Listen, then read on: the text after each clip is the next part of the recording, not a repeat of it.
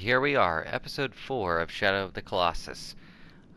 So Dorman has given us our next hint, and that is about this Colossus right here.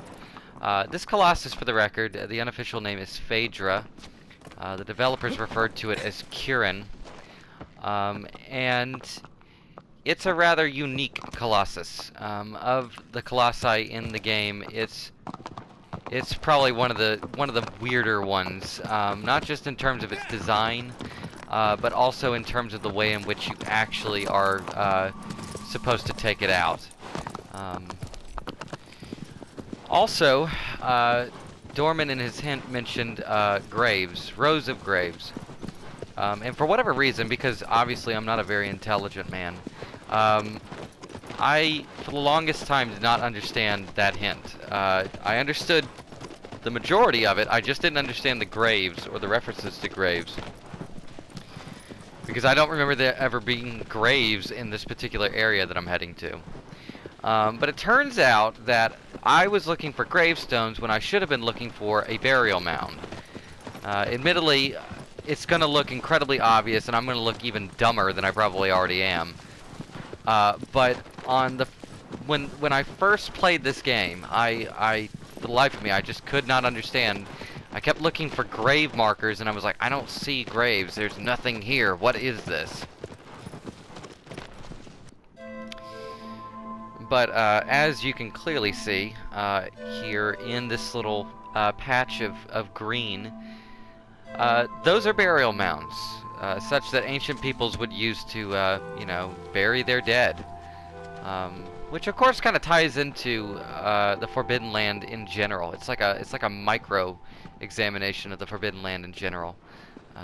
You know, Wander is just sort of trapezing his way through the Forbidden Land, this place that mortals are not supposed to trespass. And on top of that, not only is he trespassing into the Forbidden Land, but now he is trespassing on what I would assume to be hallowed ground. That of the final resting place of an ancient group of people. It's a pretty unsettling little aside, really. Just the idea that Wander is really not supposed to be here. That this is a place that people are not supposed to go to, filled with knowledge that people are not supposed to have. It's essentially an inverse Garden of Eden of sorts, I guess. You know, but instead of an all-powerful deity expelling people because of their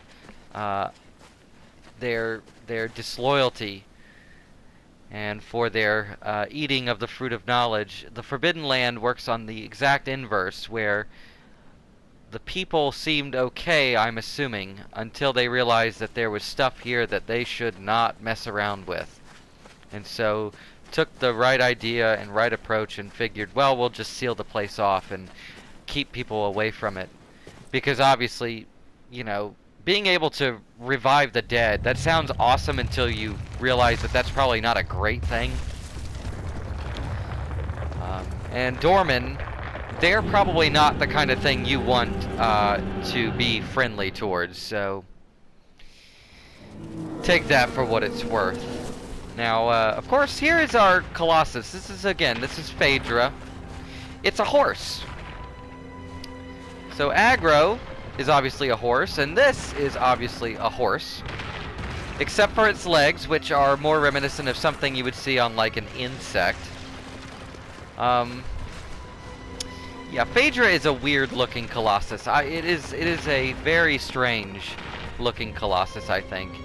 And more importantly, the way in which you defeat it is also rather strange. The last three Colossus, the way they've all worked is you essentially figure out a way to climb on top of them, and then you just do so.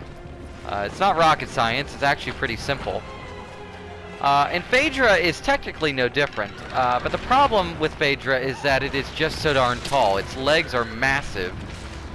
And so Wander doesn't really have an easy way of being able to just jump up upon PHAEDRA, so we have to do something a little different.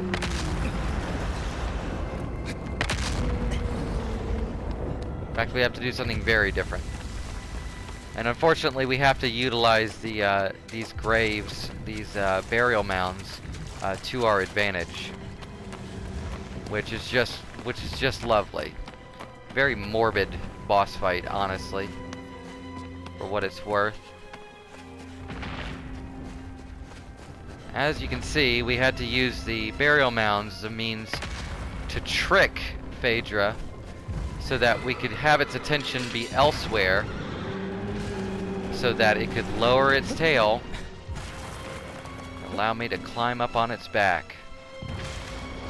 I can't tell you how confusing this boss fight was on my original playthrough of this game on PlayStation 2. It was, I mean, it was really, it took me a while to fully understand what the game was wanting me to do. And so, oh my god. And so now, I can do it fairly quickly without issue, but it's still kind of tricky. It's a very specific set of circumstances you have to set up before you can get PHAEDRA to lean all the way down so that you can actually get to where you need to go on it.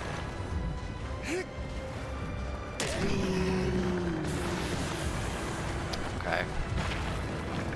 There we go. Just like that. Whoa. Okay, I did not expect, I did not expect that. Goodness. Trying to get a full stab hit in, and it's like, this thing is really not happy that I'm on its head. Thankfully, this is the only magic sigil it has. Unlike the previous Colossus, this one only has the one. Oh, jeez.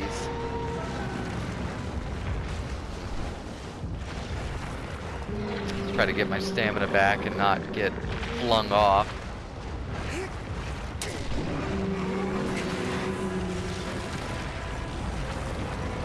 I don't know though, I think PHAEDRA is one of the cooler Colossus fights in this game, if only because the means by which you have to, you know, that you have to use a little bit of stealth and you have to kind of trick it. I think that's a really neat idea. And for the most part, it's actually well implemented. It's just, again, you have to know exactly where to get it to go before you start, you know, going all sorts of stealthy on it. But that's it, that's PHAEDRA. That's that fight. Not too difficult, pretty neat, very unique in this game. Though technically it's not the only Colossus that utilizes stealth, but it's kind of the main one. In any case, I guess that's the end of this episode. We've taken down PHAEDRA, and now these black tendrils yet again will ensnare Wander. In any case, I hope it was an enjoyable experience, and I hope you'll join me for the next episode of Shadow of the Colossus. We've got a really, really neat Colossus coming up next, and I can't wait to show it off. So, thank you for watching. I hope you enjoyed it, and please feel free to join me again next time. Bye-bye.